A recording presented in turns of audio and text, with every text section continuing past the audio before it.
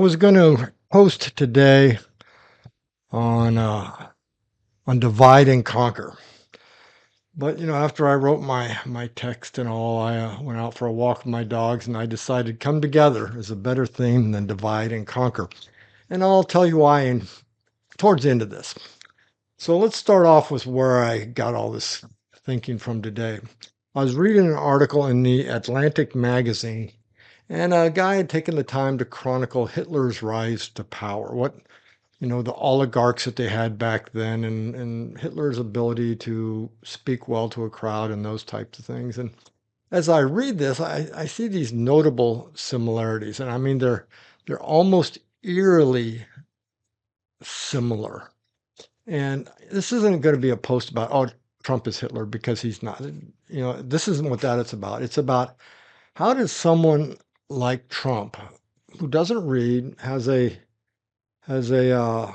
his speeches talk to about a third to fourth grade level of education. How does someone like Trump, um, with all these felony convictions and his history of lying and mistreating people and the all of this nonsense in Russia, how does a guy like Trump get into power? And I think this article laid it out pretty well because it doesn't talk about Trump at all. It talks about Hitler. And so what Hitler did was it was noticed back in the late 20s and early 30s that he had this personality where he could do public speaking and people would listen to him. And he could say ridiculous things. Just like Trump says, I could shoot somebody on Fifth Avenue.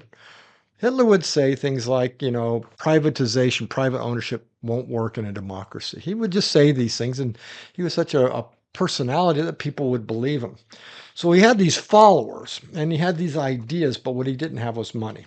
So he got together with the oligarchs at the time and got them to finance him. And the way he got this done was essentially, I'll give you a cabinet position. I'll make you somebody big within in the government, and you finance me. And these people would say, well, I was thinking of running for chancellor myself, but you've got all the personality stuff. I'll be behind the scenes chancellor for you.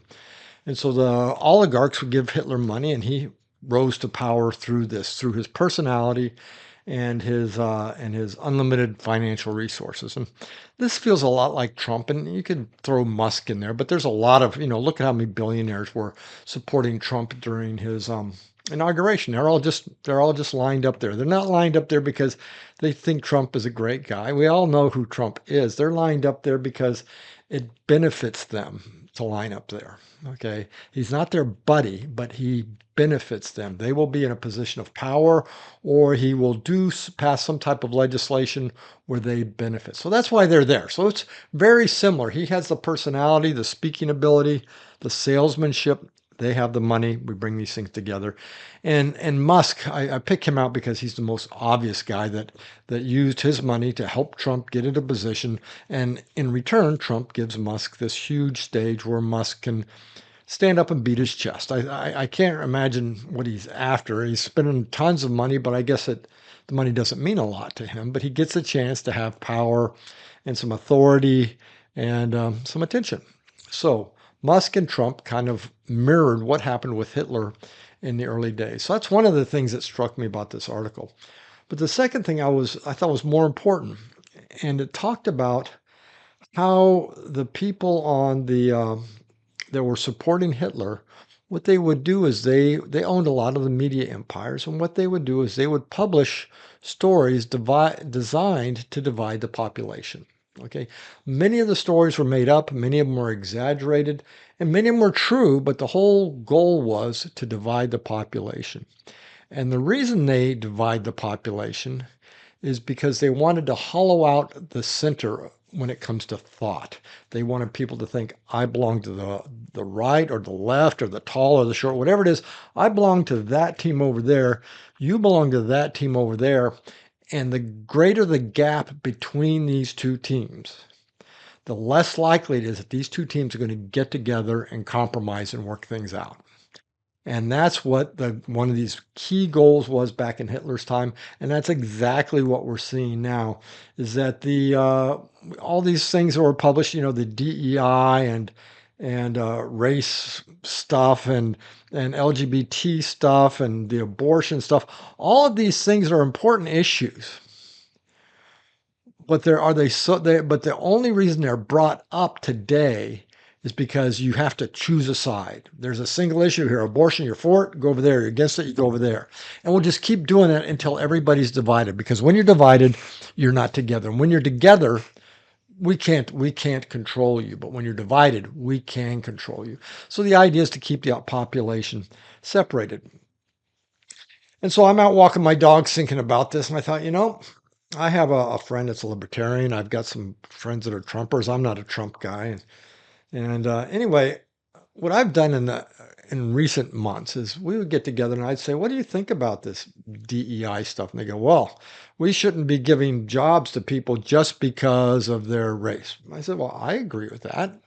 And we shouldn't give jobs to people just because we need more women in the workforce." And I said, "I agree with that too." And they say, "Well, what do I think about it?" And I said, "Well, I think we shouldn't give people jobs for those reasons, but I think we should not be able to exclude people because they are women or exclude people because they are, not as white as I am." And so we would have discussions like this. And what I found, almost without exception, is whoever that person is and however far away from me they are across that gap, when we sat down and talked reasonably about what are we really arguing about here, we find out it's nothing. Nothing. We agree on it. We've been told you're over there, and the reality is we agree on it. It's I had this other blog that I posted on it for a long time, and Tom, I know you watch these videos, so you used to read this, and I quit posting on there mostly because I thought, I'm not going to change anybody's mind. And I was posting on this blog thinking I need to get people on that side of the aisle to come over to my side of the aisle. And if I write a good enough argument, that's going to happen. They will come over.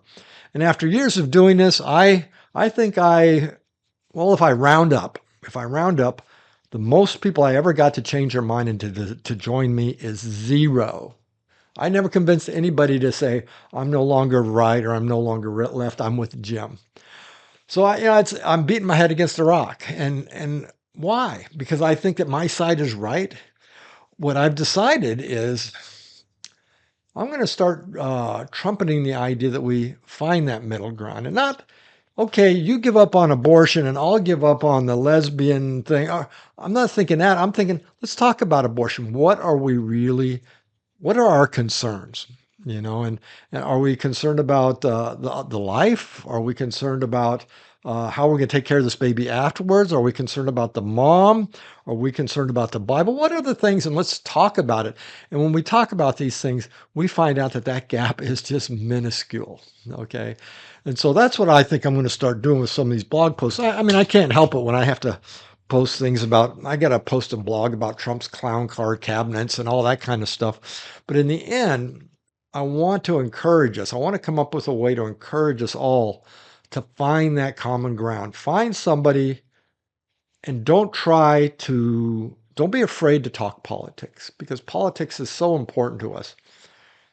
I would recommend that you don't try to convince them to join your side. I would recommend that you try to understand their side and ask them that they try to understand your side.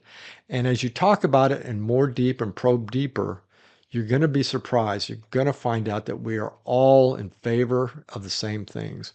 We're all against the same things. So that's my message for today. I'm going to be gone for a couple of days. I won't post again until probably either this weekend or this Monday. So I'll see you then. Bye.